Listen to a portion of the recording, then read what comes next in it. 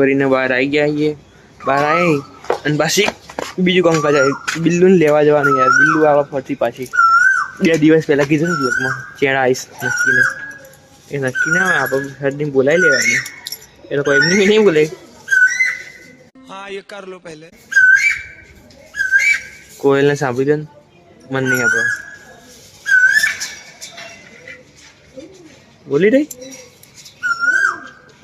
હા હા બસ બસ ઓકે शाबाश बेटा. नहीं. બિલ્લુને લઈને આવીએ.